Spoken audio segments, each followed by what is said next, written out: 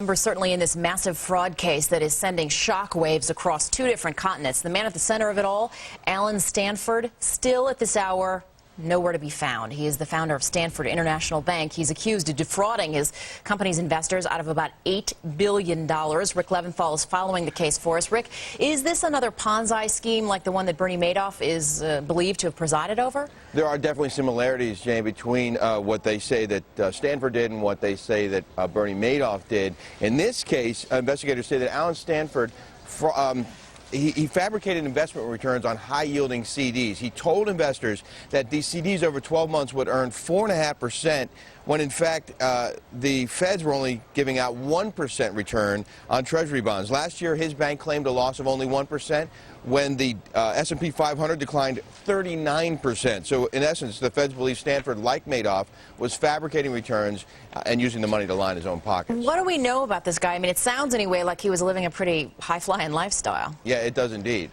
He was number 605 on the Forbes list of world's richest people, with an estimated net worth of $2 billion.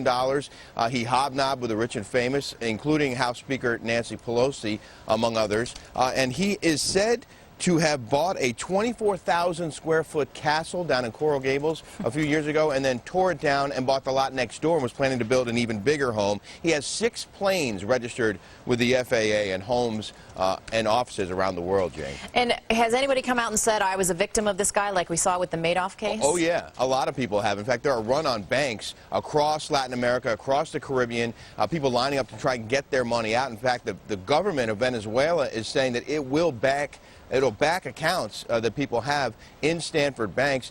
Down in Antigua, there were hundreds of people lined up trying to pull out money out of their accounts, and the government there and the banks there reassuring people that their money is in fact safe. But in Mexico, there are hundreds of people there trying to get their money out, and they were told that the accounts had been frozen. In fact, the feds say that Stanford, while he was pulling hundreds of millions of dollars out of his own accounts, was telling his investors, oh, you can't get your money right now because the feds have frozen your accounts. So that's what they say. But again, Jane, as you mentioned at the top, this guy is apparently on the run, and they don't know where he is. Wow. Rick, let us know if you hear anything. Thanks. Will do.